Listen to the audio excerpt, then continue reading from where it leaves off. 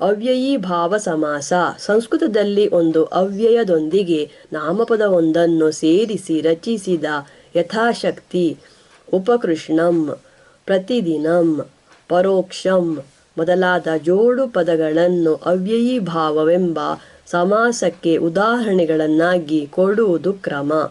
ಈ ಜೋಡು ಪದಗಳು ಅವ್ಯಯಗಳಾಗಿ ಬಳಕೆಯಾಗುವಾದ ಕಾರಣ ಅವುಗಳ ಕೇಂದ್ರ ಬಿಂದು ಅವುಗಳ ಮೊದಲನೆಯ ಅಂಗವಾಗಿರುವ ಅವ್ಯಯದ ಮೇಲೆ ಬೀಳುತ್ತದೆ ಎಂದು ಹೇಳಬಹುದು. ಉದಾಹರಣೆಗಾಗಿ ಉಪಕೃಷ್ಣಂ ಎಂಬ ಪದಕ್ಕೆ ಕೃಷ್ಣನ ಹತ್ತಿರ ಎಂಬ ಅರ್ಥವಿದ್ದು, ಅದರ ಕೇಂದ್ರ ಬಿಂದು ಉಪ ಹತ್ತಿರ ಎಂಬ ಪದದ ಅವ್ಯಯದ ಮೇಲೆ ಬೀಳುತ್ತದೆ. ಕನ್ನಡದಲ್ಲಿ ಈ ರೀತಿ ಅವ್ಯಯಗಳಾಗಿ ಬರುವ ಹಾಗೂ ಕೇಂದ್ರ ಬಿಂದು ಮೊದಲನೆಯ ಪದದ ಮೇಲೆ ಬೀಳುವ ಜೋಡು ಪದಗಳಿಲ್ಲ.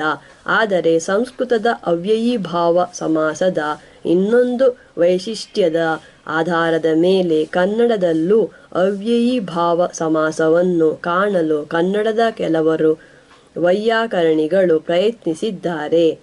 ಯಥಾಶಕ್ತಿ, ಉಪಕೃಷ್ಣಂ ಮೊದಲಾದ ಜೋಡು ಪದಗಳ ಒಳನುಡಿಯಲ್ಲಿ ವಿಗ್ರಹವಾಕ್ಯದಲ್ಲಿ ಅವ್ಯಯ ನಾಮಪದದ ಬಲಕ್ಕೆ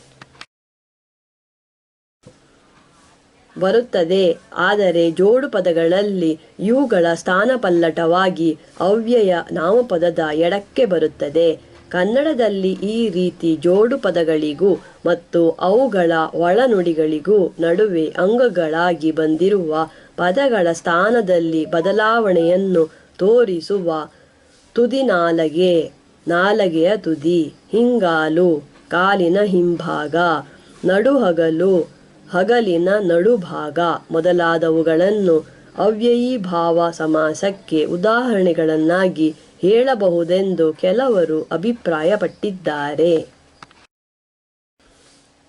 ಆದರೆ ಈ ಪದಗಳು ಸಂಸ್ಕೃತದಲ್ಲಿ ಕಾಣಿಸುವ ಹಾಗೆ ಅವ್ಯಯಗಳಲ್ಲ, ಅವ್ಯಯಗಳ ಅರ್ಥ ಕೊಡುವ ಗುಣಪದಗಳೂ ಅಲ್ಲ. ಕನ್ನಡದಲ್ಲಿ ಇವು ನಾಮಪದಗಳಾಗಿ ಮಾತ್ರವೇ ಬಳಕೆಯಲ್ಲಿವೆ. ಹಾಗಾಗಿ ಇವುಗಳಲ್ಲಿ ಅವ್ಯಯೀಭಾವವೆಂಬ ಸಮಾಸವಿದೆಯೆಂದು ವಾದಿಸುವುದು ಸ್ವಲ್ಪ ಕಷ್ಟ.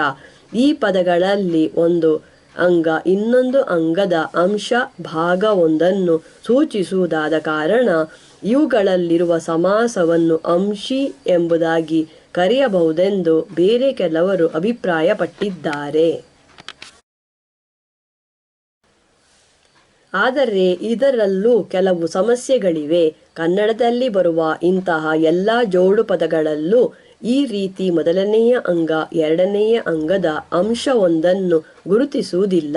ಉದಾಹರಣೆಗಾಗಿ ಚಿಕ್ಕಮ್ಮ ಎಂಬ ಪದ ಒಳರಚನೆಯಲ್ಲಿ ತುದಿ ನಾಲಗೆ ಎಂಬುದರ ಹಾಗೆಯೇ ಇದೆಯಾದರೂ ಅದರ ಮೊದಲನೆಯ ಅಂಗವಾಗಿ ಬಂದಿರುವ ಚಿಕ್ಕ ಎಂಬ ಪದ ಅಮ್ಮ ಎಂಬ ಎರಡನೆಯ ಪದ ಸೂಚಿಸುವ ವ್ಯಕ್ತಿಯ ಅಂಶವೊಂದನ್ನು ಸೂಚಿಸುವುದಿಲ್ಲ.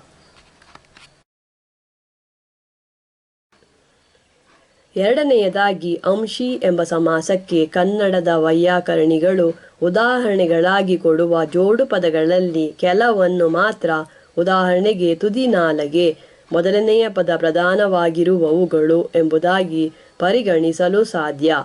ಉಳಿದವುಗಳಲ್ಲಿ ಪ್ರಧಾನ ಪದ ಎರಡನೆಯದಿರಬಹುದು, ಇಲ್ಲವೇ ಅವೆರಡು ಪದಗಳಿಗಿಂತಲೂ ಭಿನ್ನವಾಗಿರುವ ಹೊರಗಿನದೊಂದು ಪದವಿರಬಹುದು. ಹಾಗಾಗಿ ಇಂತಹ ಪದಗಳನ್ನು ಕರ್ಮಧಾರಯ ಇಲ್ಲವೇ ಬಹುವ್ರೀಹಿ ಎಂಬ ಸಮಾಸಕ್ಕೆ ಮಾತ್ರವೇ ಉದಾಹರಣೆಗಳೆಂದು ಹೇಳಲು ಸಾಧ್ಯ. ಕೆಳದುಟಿ ಎಂಬ ಜೋಡು ಪದದಲ್ಲಿ ಎರಡನೆಯ ಅಂಗ ಪ್ರಧಾನ ಪದವಾಗಿದೆ ಎಂಬುದನ್ನು ಸಾಧಿಸುವುದಕ್ಕಾಗಿ ಕೆಲವರು ವೈಯಾಕರಣಿಗಳು ಅದಕ್ಕೆ ತುಟಿಯ ಕೆಳಗು ಎಂಬುದಾಗಿ ವಿಗ್ರಹವಾಕ್ಯವನ್ನು ಕೊಟ್ಟಿದ್ದಾರೆ. ಆದರೆ ನಿಜಕ್ಕೂ ಕನ್ನಡದ ಕೆಳದುಟಿ ಎಂಬ ಪದ ಬಾಯಿಯಲ್ಲಿರುವ ಎರಡು ತುಟಿಗಳಲ್ಲಿ ಕೆಳಗಿನದನ್ನು ಸೂಚಿಸುವುದಲ್ಲದೆ ತುಟಿಯ ಕೆಳಭಾಗವನ್ನು ಸೂಚಿಸುವುದಿಲ್ಲ. ಹಾಗಾಗಿ ಅದಕ್ಕೆ ತುಟಿಯ ಕೆಳಗು ಎಂಬುದಕ್ಕಿಂತಲೂ ಕೆಳಗಿನ ತುಟಿ ಎಂಬ ಒಳನುಡಿಯೇ ಸರಿ ಮತ್ತು ಈ ಕಾರಣಕ್ಕಾಗಿ ಅದು ಕರ್ಮಧಾರಯಕ್ಕೆ ಉದಾಹರಣೆಯಾಗಬಲ್ಲುದಲ್ಲದೆ ಅಂಶಿ ಇಲ್ಲವೇ ಅವ್ಯಯೀಭಾವಕ್ಕೆ ಉದಾಹರಣೆಯಾಗಲಾರದು. ಹೊರಬಾಗಿಲು ಎಂಬ ಪದವು ಇದೇ ರೀತಿಯದು. ಹಿಂಗಾಲು, ಹೊರಮೈ, ನಡುಹಗಲು ಮೊದಲಾದ ಬೇರೆ ಕೆಲವು ಜೋಡು ಪದಗಳಲ್ಲಿ ಕಾಣಿಸುವ ಅಂಗಗಳಲ್ಲಿ ಯಾವುದೂ ಅವುಗಳ ಪ್ರಧಾನ ಪದವಾಗಿ ಇಲ್ಲವಾದ ಕಾರಣ ಅವು ಕೂಡ ಅಂಶಿ ಇಲ್ಲವೇ ಅವ್ಯಯೀಭಾವ ಸಮಾಸಕ್ಕೆ ಉದಾಹರಣೆಯಾಗಲಾರವು. ನಡುಹಗಲು ಎಂಬ ಪದ ಹಗಲಿನ ನಡುವಿರುವ ಒಂದು ಭಾಗವನ್ನು ಗುರುತಿಸುವುದಾದ ಕಾರಣ ಅದರ ಅಂಗಗಳಾಗಿ ಬಂದಿರುವ ನಡು ಇಲ್ಲವೇ ಹಗಲು ಎಂಬ ಎರಡು ಪದಗಳಲ್ಲಿ ಯಾವುದೂ ಅದರ ಪ್ರಧಾನ ಪದವೆಂದೆನಿಸಲಾರದು. ಅವೆರಡಕ್ಕಿಂತಲೂ ಭಿನ್ನವಾದ ಭಾಗ ಎಂಬ ಪದದ ಮೇಲೆ ಆ ಜೋಡು ಪದದ ಕೇಂದ್ರಬಿಂದು ಬೀಳುತ್ತದೆ. ಹಾಗಾಗಿ ಅದನ್ನೇ ಆ ಪದದ ಪ್ರಧಾನ ಪದವೆಂದು ಪರಿಗಣಿಸಬೇಕಾಗುತ್ತದೆ ಮತ್ತು ಈ ಕಾರಣಕ್ಕಾಗಿ ಅದನ್ನು ಬಹುವ್ರೀಹಿ ಎಂಬ ಸಮಾಸಕ್ಕೆ ಉದಾಹರಣೆಯಾಗಿ ಕೊಡಬೇಕಾಗುತ್ತದೆ.